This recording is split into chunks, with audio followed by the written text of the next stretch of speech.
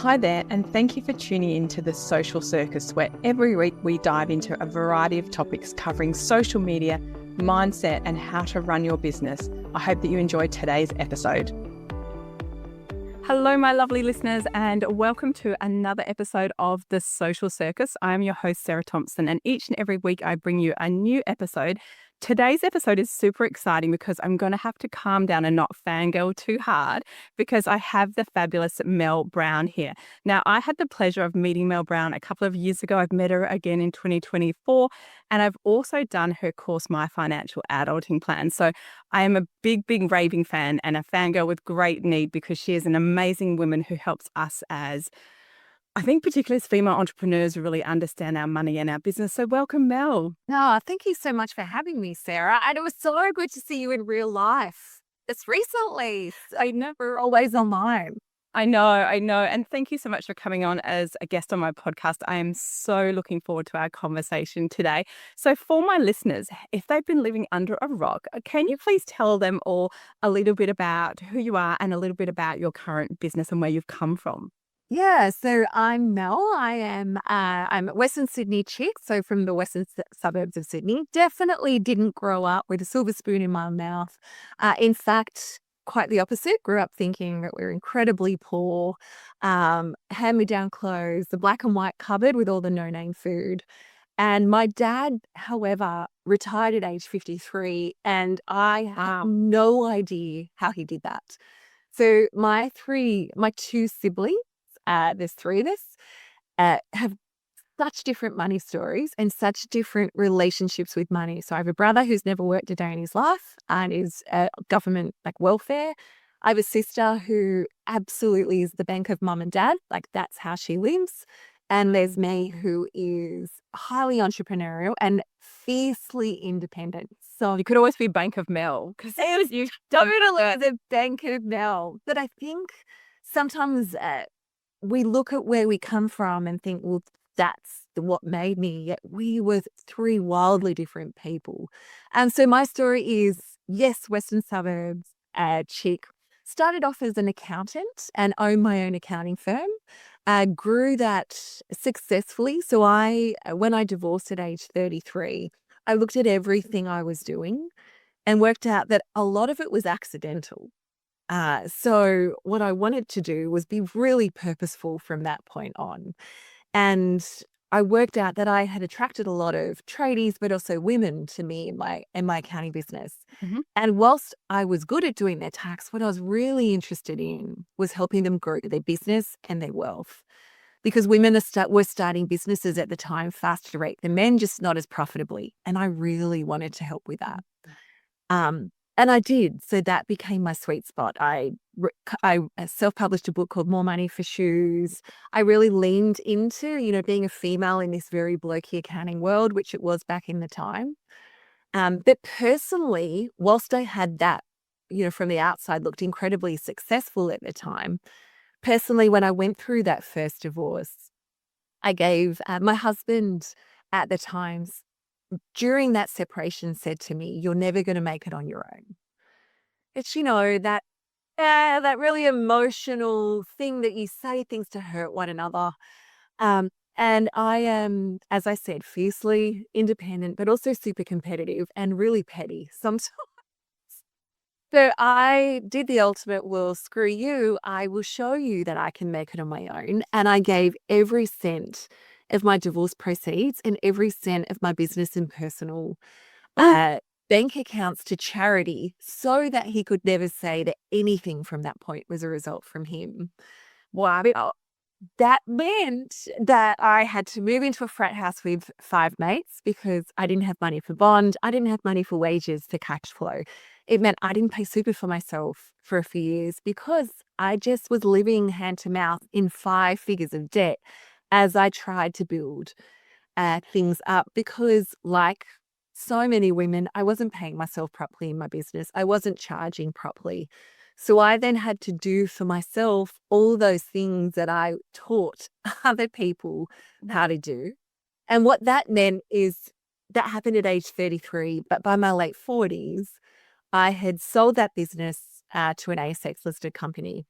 I was a multimillionaire and I had the choice then for what I want to do. And for me now, that looks like writing books and being a financial educator, where instead of doing this for you, instead of as a financial planner charging you thousands of dollars and doing it for you, we now teach you how to do that for yourself, which I'm Amazing. incredibly proud of. And I do that through my signature course, the My Financial Adulting Plan. To date, we've had more than 4,800 people go through that, as well as their partners and kids and all sorts of stuff. So again, something I'm super proud of. Oh my gosh. And thank you so much for sharing that story. I've heard you talk about your story a couple of times and I love it because I'm someone who's also been through a marriage separation and made some crappy decisions on the back of that. Don't you? Because we really hurt. And I have so much of what you talk about inspires me, but I really want to talk about today because your course, My Financial Adulting Plan, is really, really different to a lot of the things that we would do. So it's not, you do talk a little bit about money mindset. So I will say there is a little bit of money mindset in there, but most of it is incredibly practical skills. So I know that one of the modules, I now have a complete financial plan done for my husband and I, which was a lot of work. Like I'm not pretending it wasn't a lot of work, but it was really eye-opening and really made us have conversations we've never had about what does our retirement look like and how we're going to, get our kids through the final year of being older teenagers. And it was a really wonderful course. So I'm a massive fan of that. But I imagine from your perspective, 4,800 people through is going to be a huge impact compared to if you had a firm, you wouldn't be able to have that impact. That's exactly right. And that's part of why I love what I do. So one, I am a socially awkward introvert.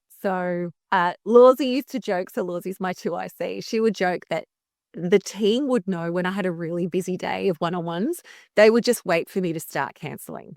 Because I would just look at that and be exhausted and know that, yes, I wanted to help people, but just that pull on me one by one is just so much. Yeah. Whereas the impact I can have of one to many, one, it's not as emotionally draining, but also I can just have a bigger impact than what I can have one-on-one, and more people can afford it. I mean, the average financial planning fee is $4,000 for the first consult now. I mean, most people can't afford that. And again, that was a big reason why I handed back my license, was because I knew that women particularly, who I wanted to serve, they weren't willing to spend that because they thought it was selfish or there were other areas they could spend it on. And yet that's who we were wanting to help. So I had to change the model. Oh, I love that. And I will, I'm going to give a really shameless plug to the course because I've been in business for over a decade. And one of the biggest struggles that I've had has always been with my bookkeeping, my cash flow, paying ourselves a proper wage, not paying super consistently, all of those classic things I think small businesses do. Yeah. And when I first heard about your course at the beginning of 2023, I realized that I had invested so much in myself in terms of, like, I've got my master's degree now, I've got loads of qualifications, I've done all sorts of learning in every space imaginable and never spent a cent on learning how to manage money.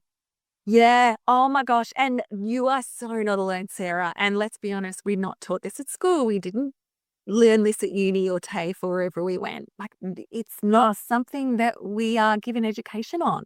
So, and I think I felt incredibly embarrassed and ashamed that I was rubbish at it. Then when I think I finally did the course, I was like, well, no wonder you're not doing well. There's so many like blind spots in my knowledge and such a lack of understanding. And that was, for me, wonderful, because then I suddenly felt confident, like I understood what I was doing and I had the skills and all those kind of things. So if anyone's listening to this and feels like I felt, where you feel a little bit embarrassed or a little bit ashamed, know that, like you say, we don't get taught it in school. You just get given zero, but usually by your accountant, you're like, good luck. Yep. And by the way, here's how much money you're going to owe the government every quarter. All of those things are really, really easy to get into a mess about. So I want to talk a little bit about what are the common mistakes that we see, particularly women in business making, that I think are peculiar to us particularly. So if I highlight three big ones, actually four. One, you don't know your numbers. Yes. So you are super passionate about what you do, but you're not looking at the numbers behind it.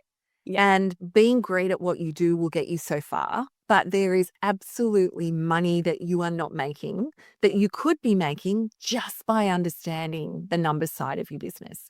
So, for example, you might be spending on Facebook ads, for example, but because you don't understand your conversion rate of your sales page, you don't know, you could be making small tweaks and doing some testing and having a much better result because you don't know your retention rate.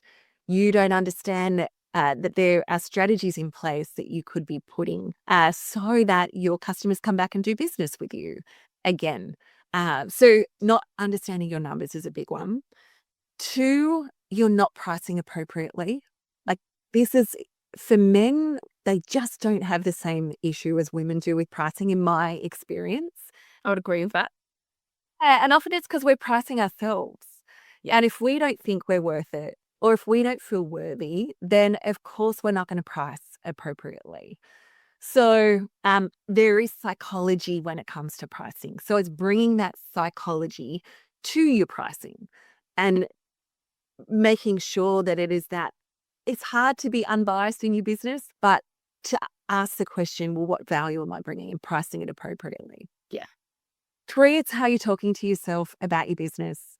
So I've never heard a man refer to his business as his baby, that it's just a business or it's a little business. Just needs to be banned out of women's vocabulary.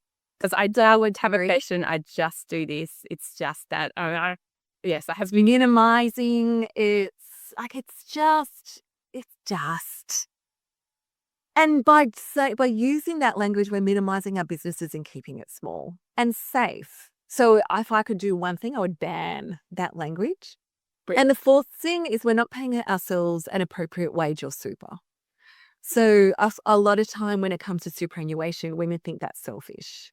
And they pay everyone else but super for yourself. I believe you should be paying the superannuation as if you had gone and got a job.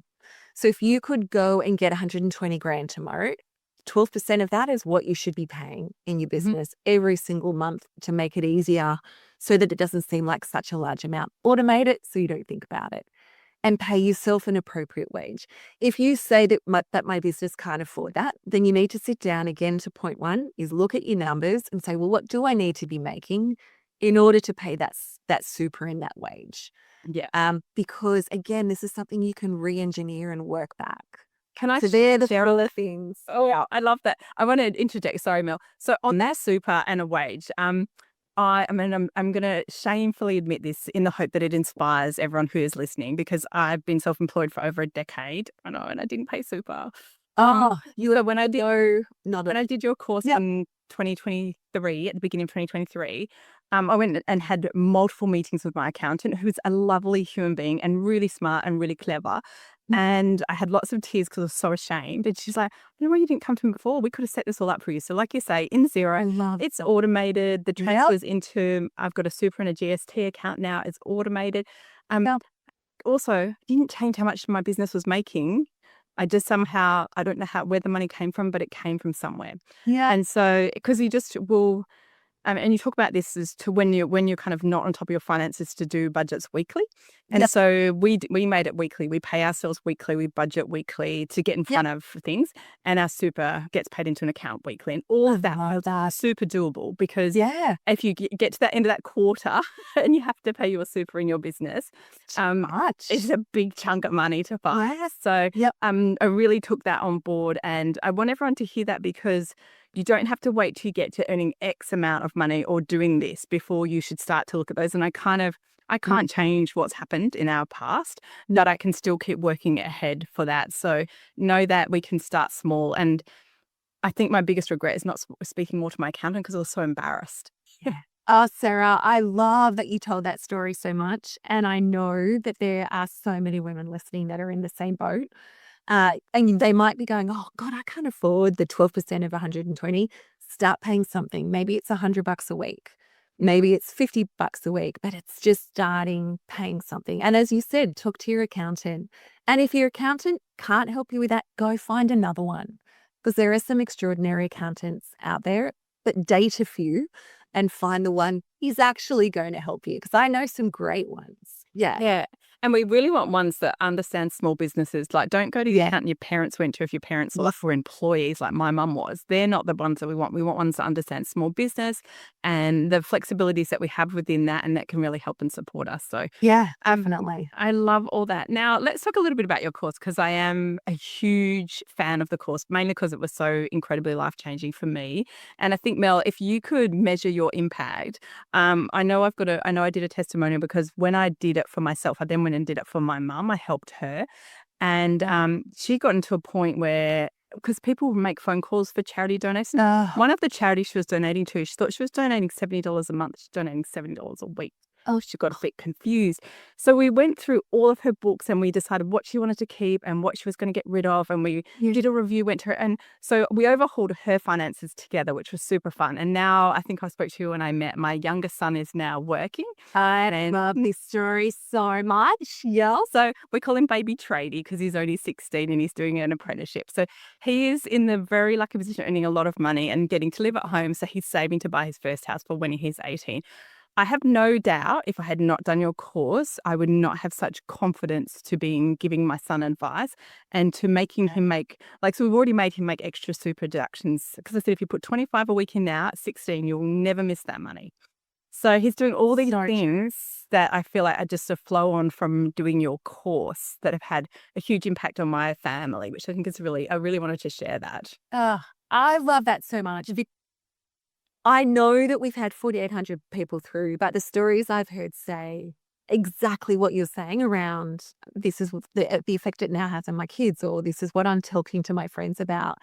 And there's so many people who can't afford to give their kids, like you couldn't afford to give your son a deposit for a house. No. That what you can give him is the gift of financial literacy to say, yes, hey, let's have a conversation about what to do next. The number of women that now are talking to their kids about investing, I mean, compound interest at age 16 to 18 is such a gift. I mean, they have the gift of time. I know. And if I could do one thing is go back and tell myself that, to go just start small. I know. I love that. And at $25 a week, I even showed him, and he's with an industry super, and on their website they showed if you make a salary sacrifice, what did it look like out of his pocket, and it was so minimal. And even now, I had the confidence that I could actually explain all of that to him. So I really wanted to share that because it's been huge for myself and my family. So thank you, Mel. But let's talk a little bit about the course, and because I'm obviously diving into what my examples are. Can you share what was your obviously your goal is to have a big impact and help people with financial literacy, but let's hear what your thoughts are on the course and who does it help and how, because it helps everyone, doesn't it? It really does. And we've really tried to set it up like that because I believe finances are personal. So we've had ex-CEO of $1 billion industry in there. We've $1 billion company in there. We've had single mums who have fled DV and are earning very little in there. So we've had both ends of the spectrum, and we've really worked hard to make sure it can meet you where you're at. So it's designed to take you through this carefully curated journey where, yes, you start with mindset, because there are so many beliefs that we need to bust. There are so many loops so many of us are caught in that are stopping us from getting to where we want. And a really simple one is the word wealth. If I was to say to you, what do you think of when I use the word wealthy or rich? Chances are you'll think immediately of an older, pale man. It might be selfish or unattainable or, I don't know. If we can figure out why we feel that way, then we can figure out, okay, well, maybe that's why we're not investing. That's why we're not putting our own financial oxygen mask on. But then we get to the actual financial plan. So this is where you create a financial plan that is right for you, because there's no point saving for the sake of saving or investing for the sake of investing. You really need to figure out, where am I now? Where do I want to go? And then how quickly do I want to get there? And what would that mean for my finances? Unless we know that, it's really difficult to track where we should be going. You look at things like debt in there. You look at things like how to find more cash. How much is enough? Because some people that have done the course have gone, I'm better off than I thought because of that one document. We then look at the money habits that are right for you, because a budget's right for about 5% of us. So it's actually figuring out what's right. And then modules on investing, investing property in business. Because yes, we can have the greatest of intentions, but we can't earn our way to wealth. We've got to understand how to invest, because that's going to quicken our success. That's going to be how we get to that point of choice. So probably about half of our community are in debt and wanting to get out of that. The other half are actually doing really well, but want to quicken that success. And we've got everyone in that continuum. And I love that. One of the things you really encouraged and really made me look at a lot of things in detail in our finances is the focus on paying off our mortgage really quickly, and what does that look like compared to investing. And that was very eye-opening, because that's been my husband and our focus on our home. And so now we're doing both. We're paying off our mortgage a bit more quickly, but we're investing as well. And that felt like something that maybe we were never going to get to. And I think the fact that you talk about, so we have a Sharesy account, and we have the rounding, and we have a weekly contribution. And when we started with $10 a week. We're up to 50 now, but it's still, it's not big. And I think that's one of the biggest things I took away from the course, was that I definitely thought investing was for rich people. And I definitely thought that I had to have big chunks of money, like maybe I was going to inherit something, or something was going to land in my lap, and then I was going to start. It definitely doesn't need to be. And I love that you took that away. I mean, and I think that's where competition has really helped. So Sharesies just didn't exist many years ago. Pearler didn't exist 7-8 years ago. All these little apps just didn't exist. Acon, as it was known, was the first one into the market. Yes. So prior to that, it wasn't expensive, but the average amount that it was recommended that you invest was $2,000 at a time. Wow. And that's not a lot of people have got $2,000 at a time to invest. Whereas now, thanks to micro investing, you can invest as little as 1 cent. Thanks to the fact that fees are so much more palatable. They're $6 a trade as opposed to $30 a trade. Now, a more palatable amount to invest can be $50 or $60, because that percentage is so much smaller that fee is going to be of your whole amount. Yes. So that competition has really opened up investing to everyone, which I love. And again, I before doing the course, I actually had never even heard of those apps and those micro investing tools. So to me, I was like, oh, there's another thing out there that I didn't. Again, I was in that mindset of this is how it was traditionally done later, and not realizing that things have changed, because of course everything has changed. I think the only thing I felt proud of after I did your course, if I'm really honest, because I felt, I guess, embarrassed and ashamed that I was in a bit of a crappy financial state. The only thing I felt proud of is that I've never had an afterpay account, and you can get proud of that. And it's one of those things that I always feel it's a bit like the devil, because I think almost like, I don't have the money. I grew up, I'm of the vintage where we used to do lay-by.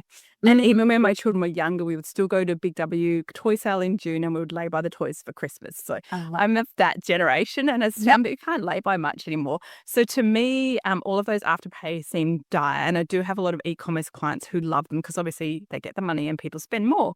But can we talk a little bit about those, because they are a bit evil? Yeah, definitely. So Afterpay just celebrated its 10th birthday, and I've been really vocal around the gift I want for them for their birthday is financial regulation, and for people to understand just how problematic they are. So if I go to Afterpay's own website, so they proudly display this on their website because it's how they can charge retailers more money, is if you use Afterpay, you will spend 40% more, and you'll shop 50% more often. Wow. And it's something called the framing effect. So it's a psychological principle. So the concept is, instead of, if I was going to spend $100 at a store, I'm not going to up that to $140. That's a big leap. But I'd have no problem increasing my repayments from 25 to 35. That's only a small, tiny little jump. And yet that's $140. And that's the Afterpay effect. So even if you've never paid a single fee, you're going to spend more. And according to Afterpay's own data that it proudly displays on its website, it's 40% more on average when you use Afterpay. which is a massive overspend. Yeah. Absolutely. Families are doing it tough at the moment. Inflation, higher interest rates. So we're using tools like Afterpay to manage payments, but without realizing that this is actually costing us. So it's, as you said, once you realize that, going, okay, no, I'm going back to old school methods. Maybe I'll lay by in that I'll pull out the money in 4 goes or whatever and put it in an envelope and then go buy it. Like, or use different bank accounts. Like, I'll use technology in a way that I'm not reliant on these tools.